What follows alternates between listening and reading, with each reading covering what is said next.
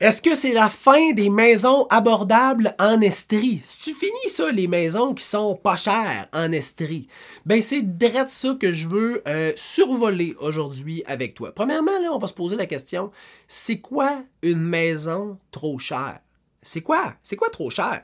C'est qui détermine si c'est trop cher ou non? Eh bien, c'est les comparables. Là, j'en parle souvent, puis le monde sont comme « Lynn, sac-moi patience avec ta juste valeur marchande, mais c'est important de le comprendre parce que c'est la base de l'immobilier, l'offre et la demande, puis la juste valeur marchande, c'est la base de l'immobilier. Une fois que tu comprends ça, c'est vraiment plus facile de naviguer dans le marché immobilier. Bon, la juste valeur marchande, là, ou les comparables, c'est les propriétés très similaires ou quasiment identiques qui se sont vendues dans un temps vraiment proche d'aujourd'hui, là, dans un même secteur ou dans une même situation économique.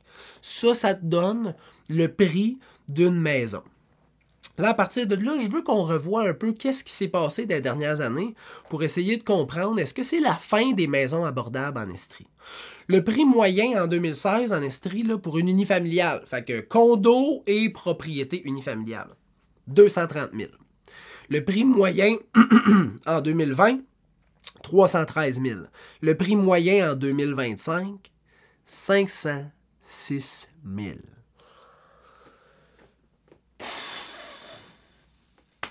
Ouais. C'est qu'est-ce que vous pensez de cette montée fulgurante de la valeur des propriétés? Vous pouvez me marquer ça en commentaire.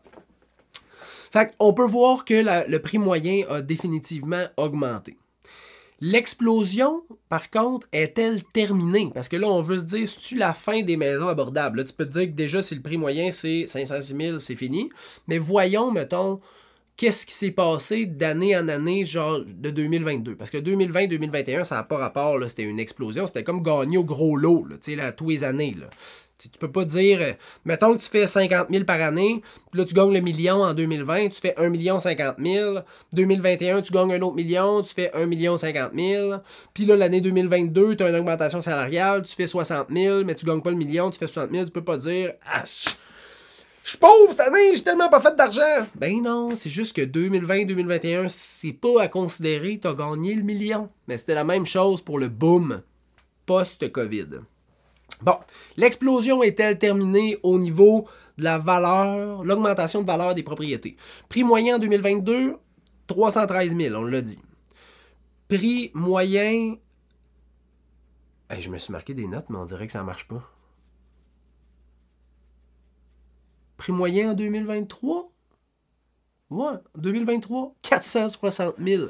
2024, 501 000. Puis en 2025, 506 000. Bon, regarde. Je pourrais y revenir sur les statistiques, là, mais on voit qu'il y a eu une croissance, puis à partir de 2023, ça l'a slacké. Fait que, tu sais, il y a eu vraiment un gros pic, puis après ça, c'est plus normal. Hein? C'est une augmentation qui est régulière. Parce que l'immobilier, la dernière baisse en valeur immobilière qu'on a vécue, c'était en 95, puis c'était 5%. Depuis ce temps-là, malgré les multiples crises économiques qu'on a pu vivre en Amérique, là, ça a resté un placement ou un investissement ou une dépense future placement.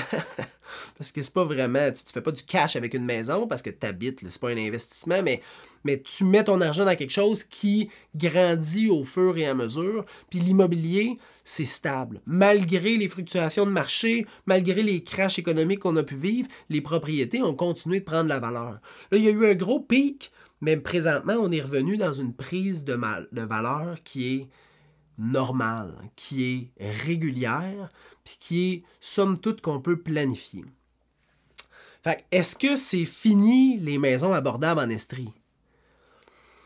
C'est définitivement moins accessible qu'auparavant.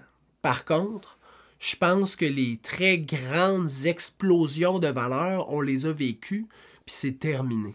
Fait que si tu es capable de te gager présentement cette année, puis de te faire un budget pour acheter l'année prochaine, tu ne devrais pas être surpris l'année prochaine de quelles sont les valeurs des propriétés parce que tu es capable de te baser à peu près sur cette année, puis là, ajoute, mettons, on va dire 6%, puis tu es capable de te préparer pour l'année prochaine. Mais est-ce que les propriétés sont moins abordables? Définitivement. Comment tu peux trouver une alternative pour naviguer dans ce marché-là puis essayer de ne pas payer trop cher ta propriété, ben c'est de prendre un courtier pour acheter. T'sais. Un courtier pour acheter la majorité du temps, pour toutes les maisons qui sont sur Centris, c'est gratuit.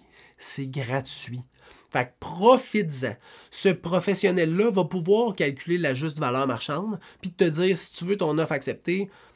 Selon les statistiques, j'ai l'impression que la projection du prix de vente va être de tant de plus que la propriété. Ou, à l'inverse, il va être capable de te dire cette propriété-là est sur le marché depuis 45 jours parce que j'ai l'impression que la juste valeur marchande, si on regarde les statistiques, est de tant de moins que le prix affiché, puis ça va t'éviter de payer trop cher pour ta maison. Mais dans tous les cas, si tu veux payer le juste prix, tu dois avoir une analyse statistique de la propriété. Et pour faire ça, un professionnel, comme un courtier immobilier, mettons, c'est la meilleure personne pour te donner un coup de main. Fait, est-ce que c'est fini? Hein? Les maisons abordables en Estrie? Vachement moins qu'en 2018 puis en 2016. Mais est-ce que tu es quand même capable de t'assurer de ne pas payer trop cher? Oui! Équipe-toi d'un professionnel qui va t'entourer, qui va t'aider, puis il y a des maudites bonnes chances que tu payes le juste prix pour ta maison. Je te souhaite une bonne fin de journée et j'espère que cette capsule-là t'a aidé à y voir clair. Bonne fin de journée. Bye!